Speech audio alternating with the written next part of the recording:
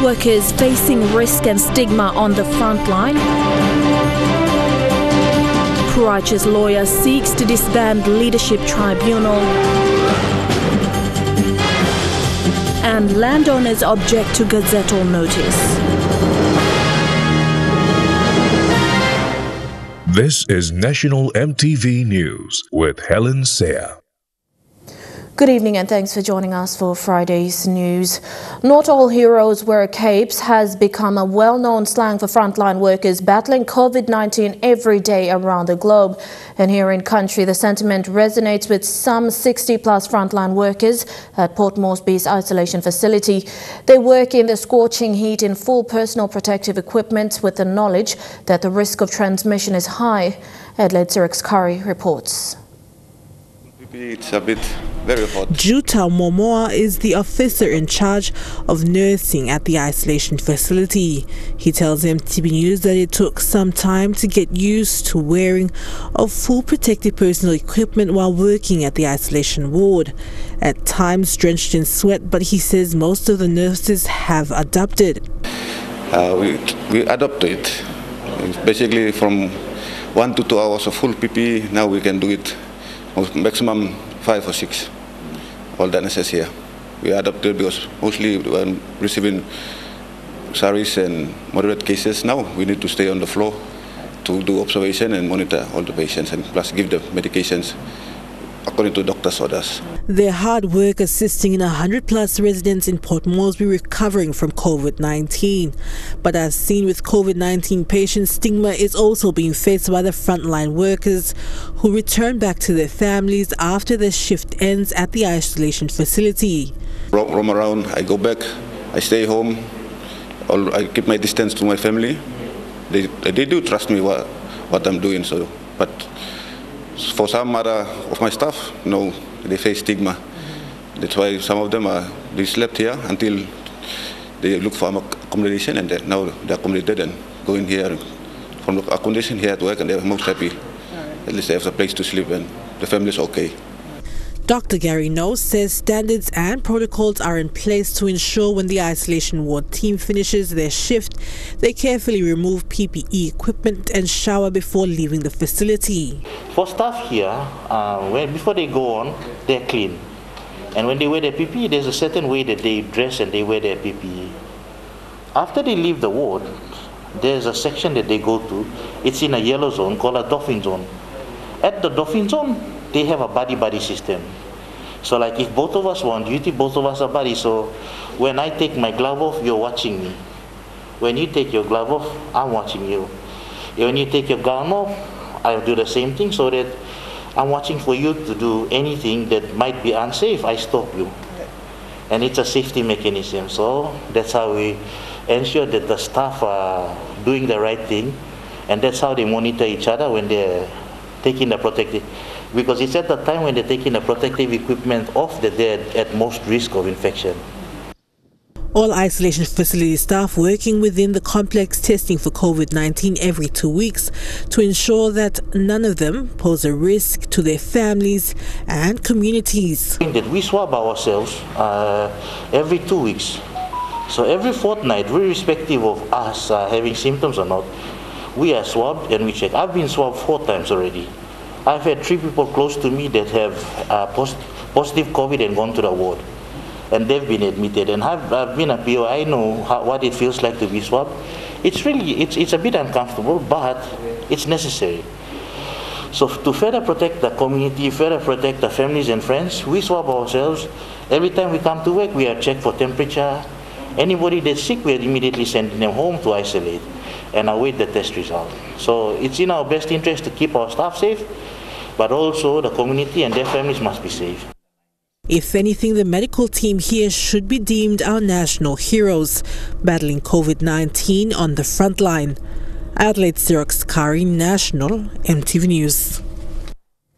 Moresby Province has reported another case yesterday. This is the 5th confirmed COVID-19 case for the province. The 53-year-old male is a close contact of the recently confirmed case in the province. Both persons have no history of overseas travel. To our national numbers on COVID-19, as of yesterday, the National Pandemic Response Control Centre announced 2 new cases in the country, one in Morbe and one in NCD. This now brings the country's total to 271. Out of 271 positive cases, 128 persons have fully recovered. So far, 12,127 persons have been tested.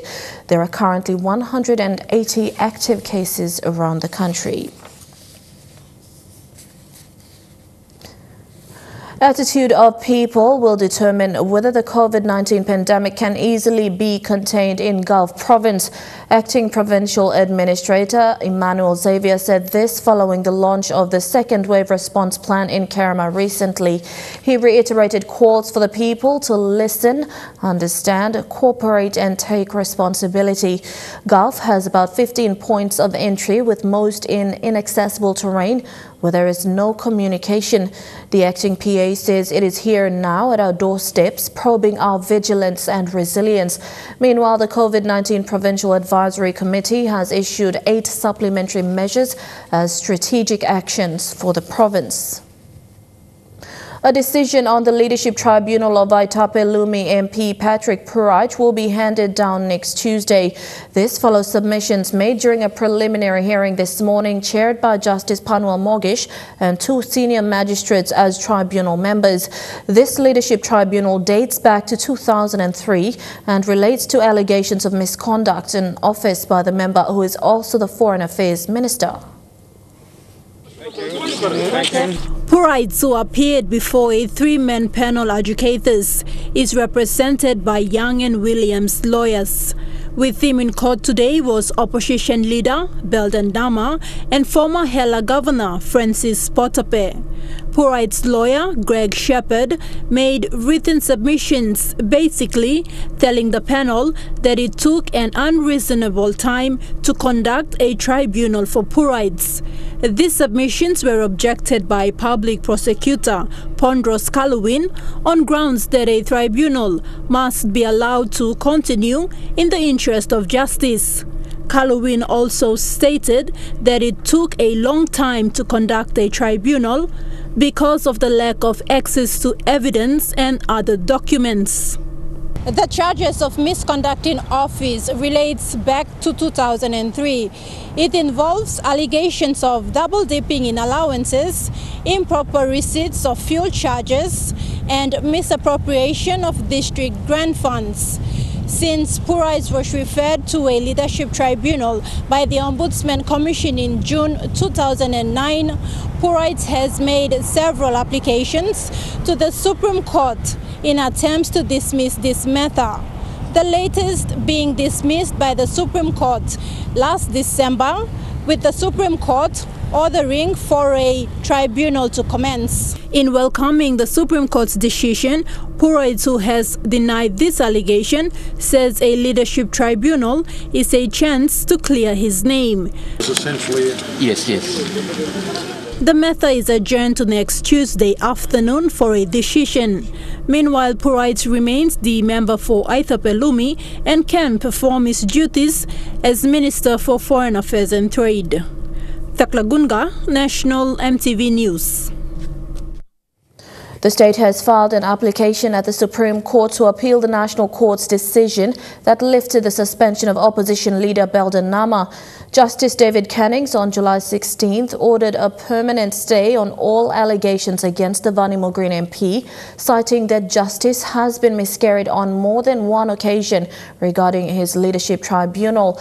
The grounds on the permanent stay was that this was the second time the leadership tribunal proceeding on this matter has miscarried due to no fault of the plaintiff, and that the leadership code proceedings beginning with the referral letter from the Ombudsman Commission were not initiated until 3 years after the incident.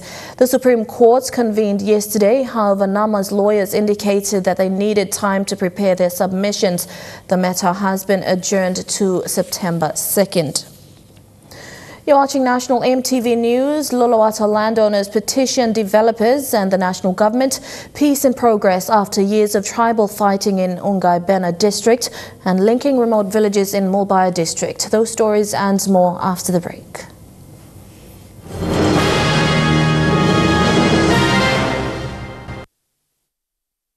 Welcome back.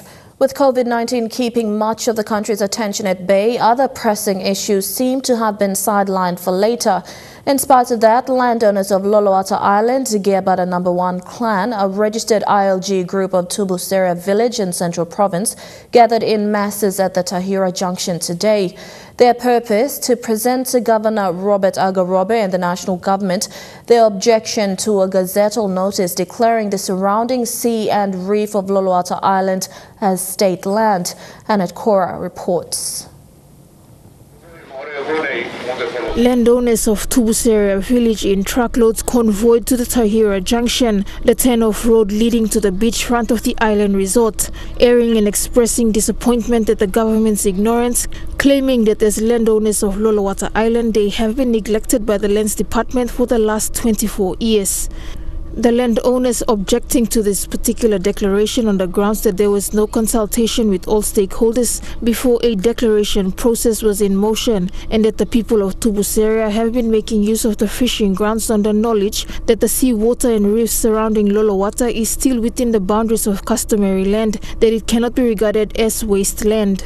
25 years we've dealt with 3 different ministers, 3 different secretaries, and not one single reply came to the people of Tubusera, especially the clan which I represent, Gearbada, which is the biggest clan in Tubusera.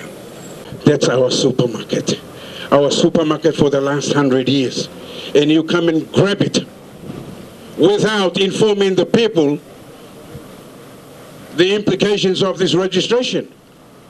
And you're telling the people that this is no longer your property, it belongs to the state. That's okay. There are processes involved.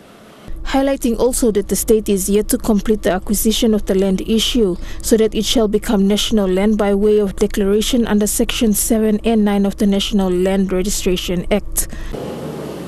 And no advertisement of any was given to us.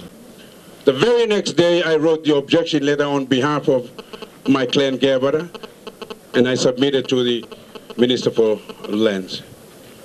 From 29th of June right up to date, there's no acknowledgement letter even from the Minister's office. All this in a petition was presented to the Central Governor Robert Agarobe, who assured the landowners that he would personally be taking this up with the Lands Minister and the Prime Minister.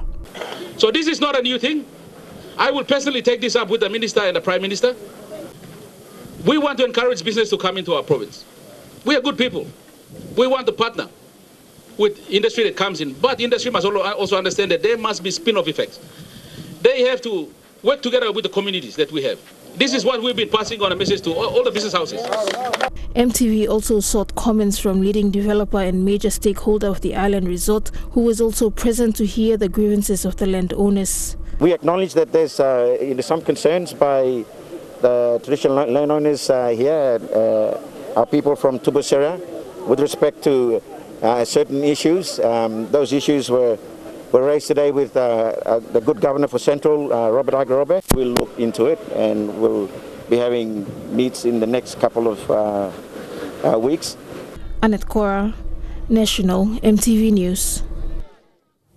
It's been 10 years since the Ungai Bena district brought about an end to tribal fighting. The joint effort was the work of churches, police, politicians and communities who paved way for peace. With peace came a better life.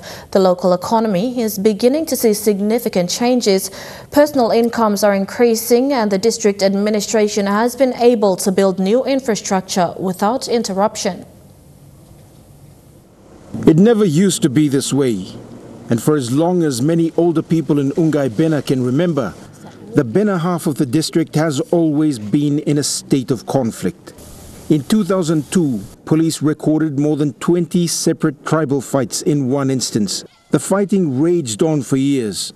It affected government services, and Ungai Bena had among the lowest number of students from the Eastern Highlands in tertiary institutions. It took 10 years of work to bring the various conflicts under control. Ungai Bena MP Benny Allen attributes the success to the work of church pastors, community leaders and university students. I had to go to the tribal fighting areas in the Toksavel or some Muslim fight, but the response wasn't really good. So me kisimo all churches here, church partnership program here. I got all the churches involved, all denominations involved now. We go out and do awareness. So it took us 7 years of awareness.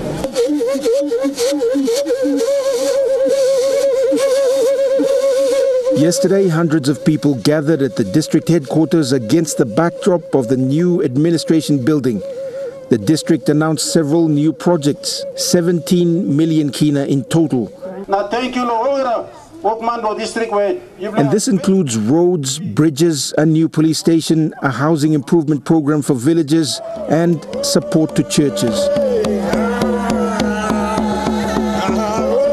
And for the first time in many years, the government is implementing projects without the fear of destruction by tribal fighting.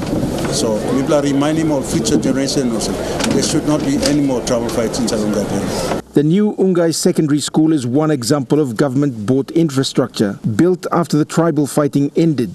This 32-classroom building cost 20 million kina. It is run by the SDA Church and will be opened soon. This road will be upgraded and sealed to connect Goroka. It will improve market access for farmers who want to take their produce to Port Moresby. For Governor Peter Numu, who was one of the many university students who conducted anti-tribal fighting awareness before running for office, one of his primary aims is to cut out middlemen in coffee exports and drive up returns for farmers. We'll compete against the major players, the coffee exporters. One advantage about us, Eastern Islands, is because we own the coffee trees. And one thing that has become noticeable since tribal fighting ended is that personal incomes have increased, with a lot of money coming from the sale of vegetables and fruit. Scott Waide, National EMTV News, Goroka. Mulbaya District Development Authority is partnering with the national government to connect missing road links in the electorate. One essential road link is from Laga to Kompiam in Enga Province. More than 30,000 people in the Mulbaya and Kompiam of Enga Province will benefit from this road project. The Mulbaya District Development Authority has embarked on connecting missing links in the electorate as its pilot project. There was no road access or proper road services in the last 30 years. Opening up areas for road development is something the development authorities are urging landowners for services to take place. Suppose people walk safe, walk by progress. One is something people like him long, people by still as him. Suppose safety people go good. Money die, one black animal die, or one black sim up. And walk by none of go. There are different road networks under the Connecting Missing Link project of 7 million kina funding by the national government and the District Development Authority. The Bukapena to Baya Road, Baya to Kompiam Road, and Baya to Wapanamanda Road. We have to put a track first, and then the road has to be recognized by the Department of National Works, National Roads Authority, and there's normal process of funding. More than 10,000 people in the Mulbaya electorate will benefit from this road project, and another 20,000 from Enga. Locals who have been walking long distances for decades to access government services are happy that road links are constructed and connected.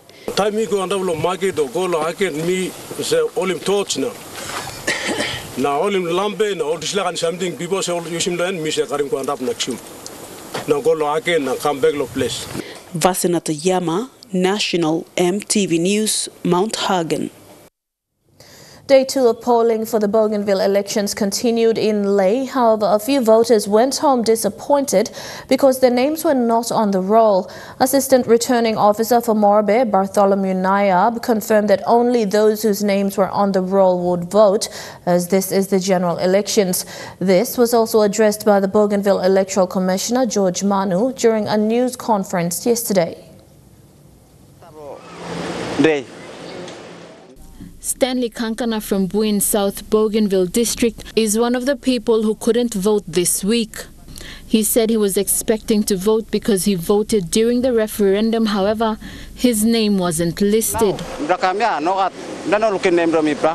So mipra no amas do lista kaim kose mipra orgetaiga laidro vote. So me to me like vote na mi kamia mino looking name na mino one day. Voters whose names aren't on the electoral roll are referred here to check their names on the Bougainville Referendum Commission roll used last year. If their names are listed, they vote. If not, they do not. Last year already name but now all no looking. Now all no one bill. Implantive law. In a press conference streamed live on the Office of the Bougainville Commissioner's Facebook page yesterday, Commissioner George Manu addressed this issue due to similar concerns being raised on Bougainville. However, I would like to make it clear to all people that only those that are on the roll will be allowed to cast their votes. This is stated very clearly in the Bougainville Election Act. Although unsatisfied about not voting, lay resident Anthony Anungu remains positive. Even though I have not voted, I didn't take part in the process, I'm happy that people have actually represented me back home. With a population of over 2,000 voters in Morabe, Assistant Returning Officer Bartholomew Nayab is urging all Bougainvillians to vote over the next 3 days of polling. We still have Monday and Tuesday. Last day will be on Tuesday, so if you have not voted, please you have to make time to come and cast your vote. Lucy Kopana, National EMTV News, Ley. Vice-Chancellor of the University of Natural Resources and Environment, Dr. Pongi Kichawan, has been suspended by the University Council following a series of allegations levelled against him. In a circular sent to the staff of the university, Chancellor Professor Kenneth Sumbuk stated the allegations against Dr. Kichawan are serious in nature, both administratively and legally. Professor Sumbuk stated that Dr. Kichawan has been given 14 days to respond to the allegations. Meanwhile, Pro-Vice-Chancellor Academic Dr. Isaac Pue has been appointed as acting Vice-Chancellor following the Council's decision. Dr. Kichawan was appointed Vice-Chancellor in 2019 to replace Professor John Warren, who had his contract terminated. Dr. Kichawan's suspension comes following ongoing tussles within the university's administration since 2015. Paradise Foods Limited and Lager Industries donated food items to St. John ambulance workers involved in PNG's response to COVID-19 in Port Moresby this morning. This is aimed at helping the frontline workers in their efforts to attend to people's needs in the time of the COVID-19 pandemic in NCD. Paradise Foods Limited has been assisting St. John Ambulance in other ways in previous weeks. But this morning, it was donation of stocks of food to help frontline workers in the fight against COVID-19.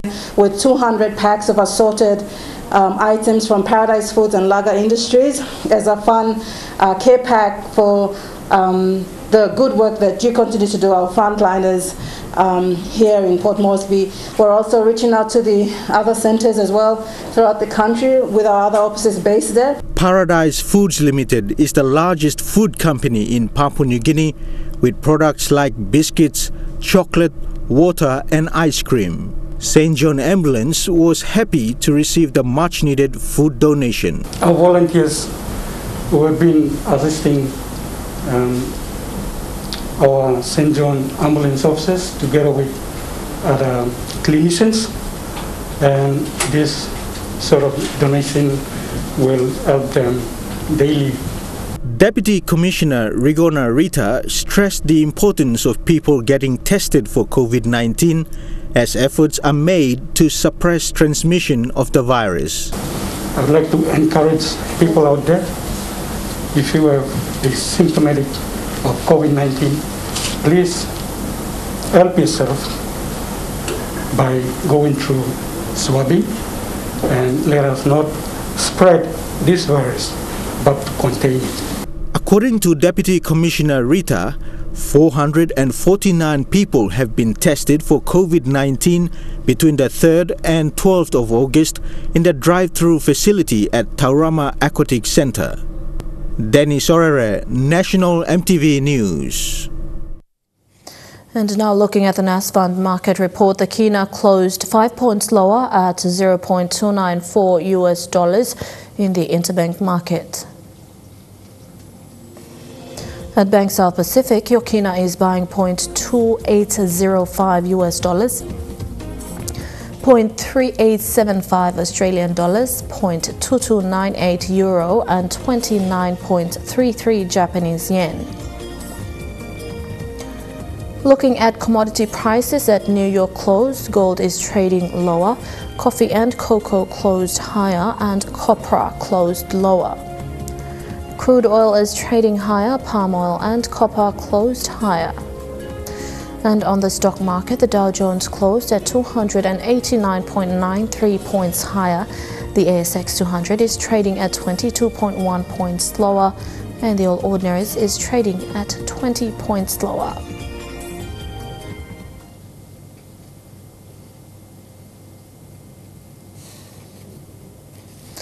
And National EMTV News continues with stories making headlines overseas. When we come back, stay with us.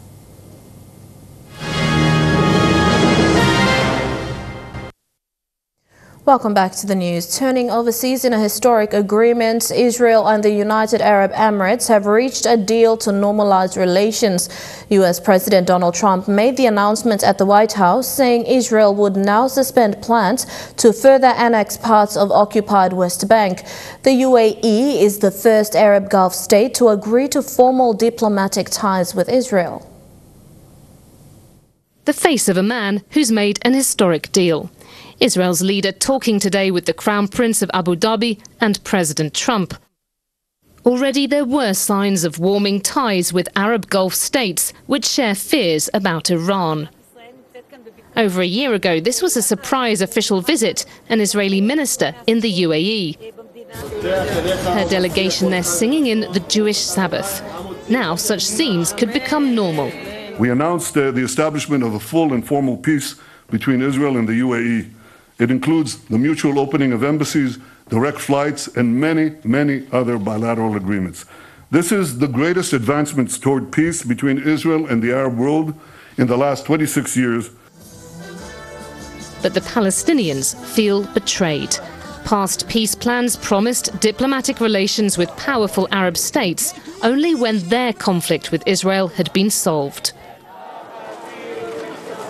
Recently, they've been fighting Israeli plans to annex parts of the West Bank, which they want for a future state. Tonight, the UAE justified what it called its bold step, saying Israel had now agreed not to take action.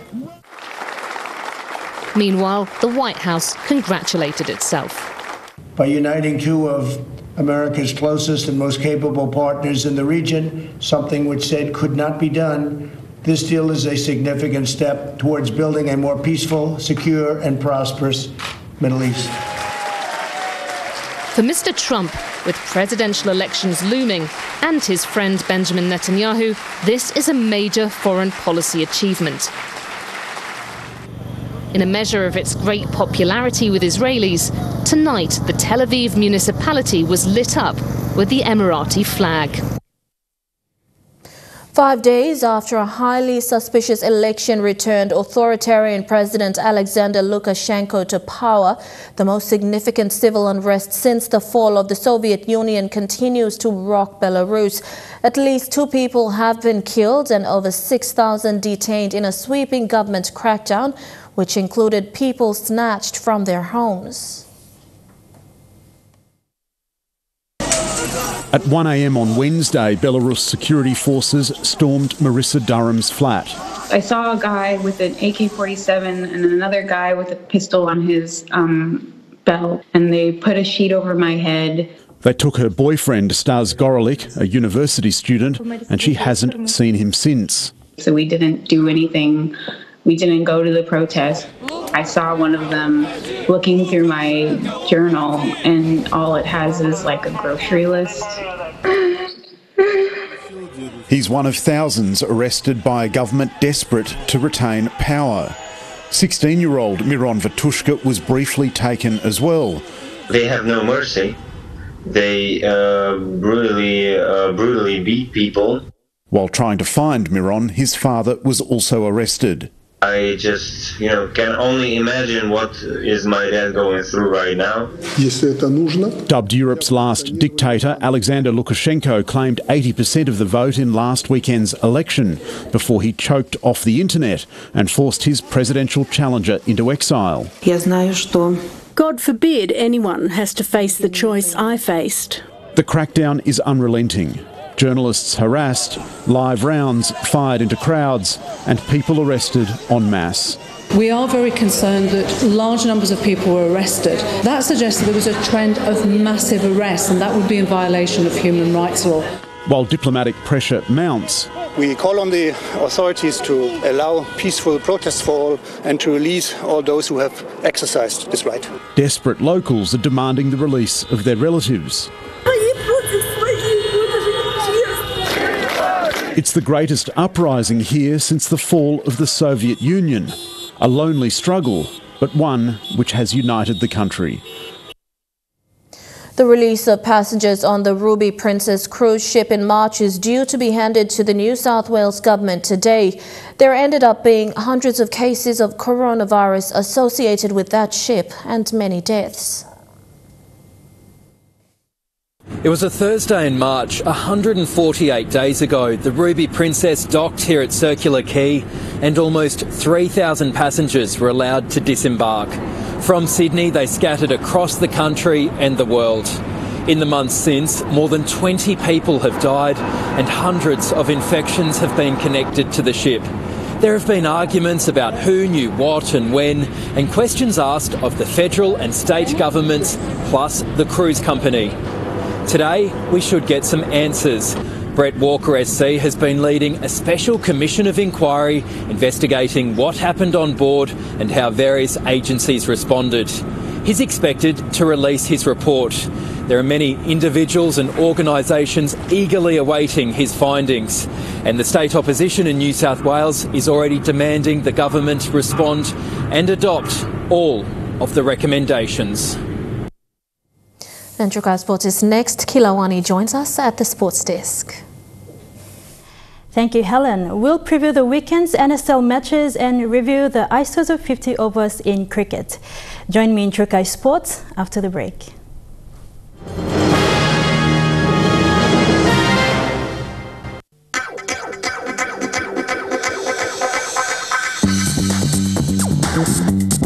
Trukai Sports.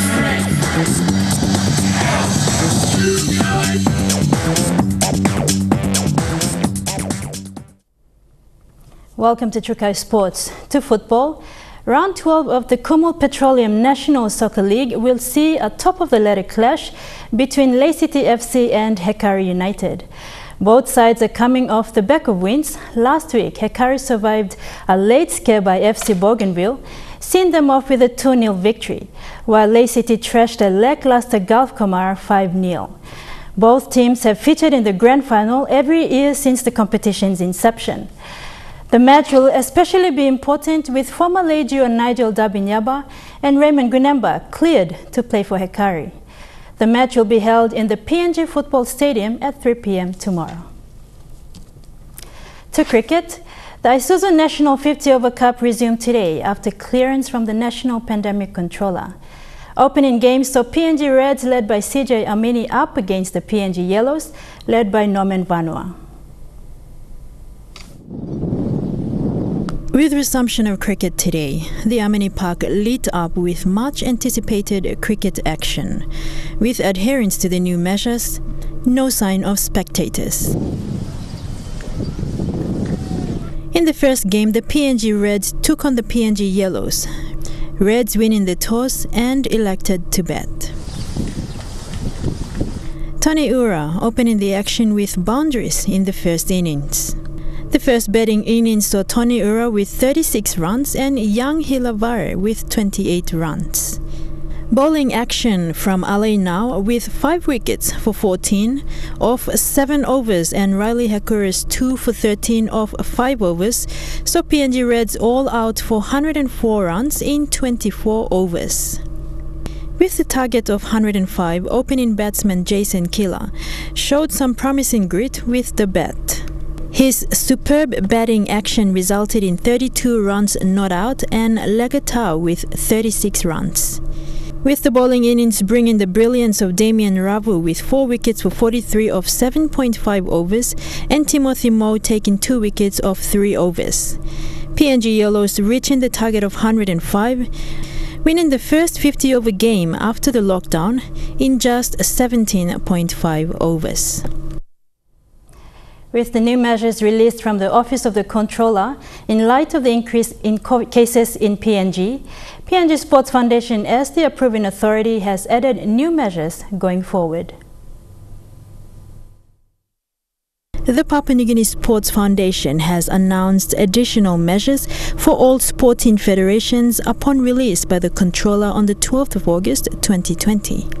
While measures of hand washing or sanitizing, social distancing of 1.5 meters and other hygienic measures are still mandatory, the new added measures include no spectators allowed, no more than 50 persons per field of play, and for the nation's capital district only, mask wearing at all sporting fields. Players and officials can remove masks when participating. In an earlier statement, the acting CEO of PNG Sports Foundation, Mr. Micah James, said the special spectators numbers and exceptions for rugby league, soccer and cricket have all been revoked. He encouraged all sports which have been approved to run their competition schedule to reflect the controller's orders. The controller's COVID-19 surveillance and monitoring team will be out and about to various competition venues for compliance purposes. These measures are effective from the 17th of August 2020 for the rest of the pandemic period or until otherwise changed by the controller. And Trukai Sports continues after the break. Stay with us. Trukai Sports. Welcome back to Trukai Sports. In a year that the Olympics has been disrupted, today marks the anniversary of another game which followed a global crisis. 1920 was the first time New Zealand sent a team representing the country rather than Australasia, and there was just one Kiwi medalist. A piece of New Zealand history tucked away in Wellington's suburbs. DC Hadfield. Darcy Hadfield. A strong, fairly quiet, determined and kind man. His grandchildren left to tell his extraordinary story. New Zealand Olympian number 8, bronze medal winner in the single sculls in 1920.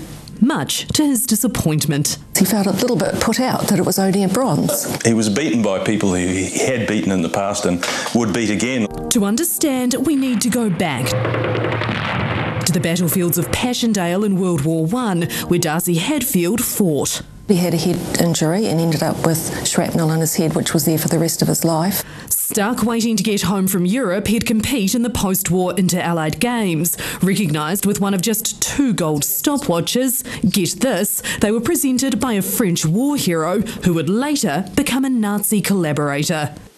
After a brief homecoming, he then returned to Belgium, this time as an athlete, one of 5 Kiwis competing at the Antwerp Olympic Games. Having to go from New Zealand over to Belgium in a boat for 3 months and also not to be able to practice other than making a rudimentary rowing machine and using that on the boat on the way over.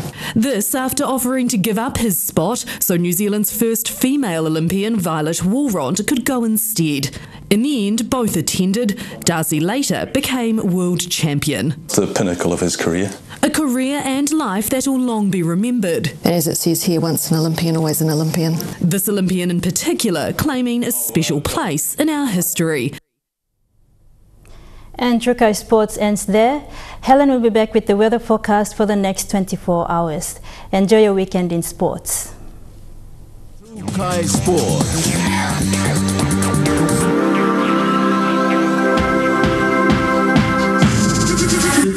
Trukai Sports.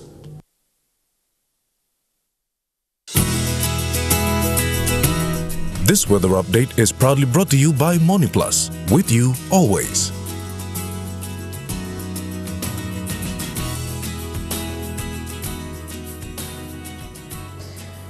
A look at the weather forecast for tonight and tomorrow in the southern region. Cloudy morning, clearing for mostly a fine day in Port Moresby. Mostly fine, though cloudy at times in Daru. Cloudy with a chance of occasional rain in Kerema. Mostly fine weather in Alatau and mostly fine, then possible afternoon showers in Popondetta. In the Momaster region, cloudy with rain showers and drizzles in Lae. Mostly fine, then chance of afternoon rain showers in Medang.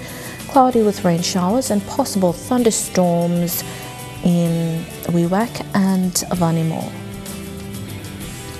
In the New Guinea Islands region, cloudy with occasional rain showers in Lorengau and Kavieng.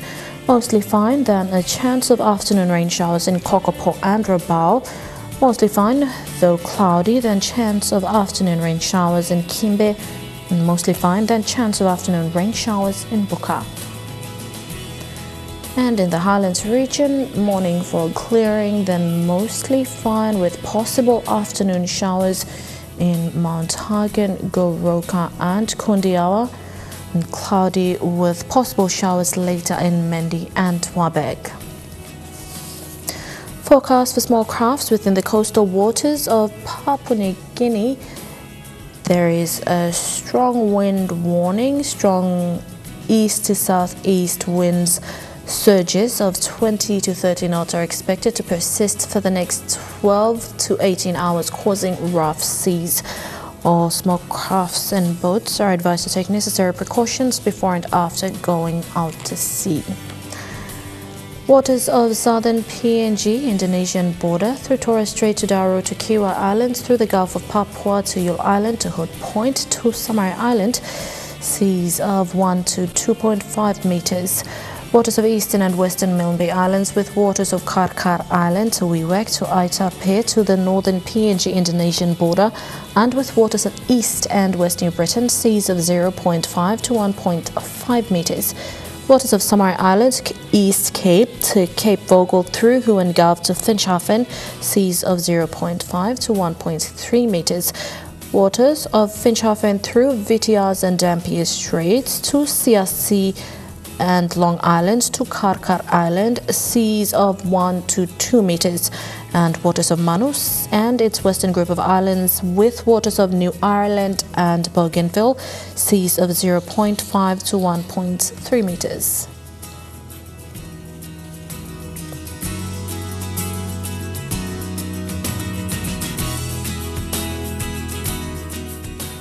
A look at the ocean forecast for PNG areas in the Coral Sea. Seas moderate to rough with southeast winds, east to southeast winds at 20 to 30 knots.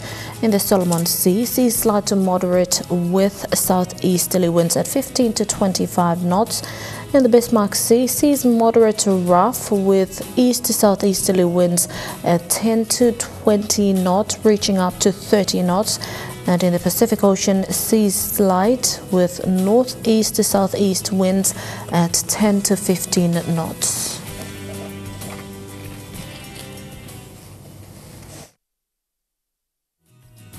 The weather update was proudly brought to you by MoneyPlus, with you always.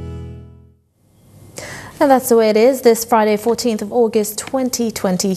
From all of us here at EMTV, have a safe weekend, pleasant viewing, good night.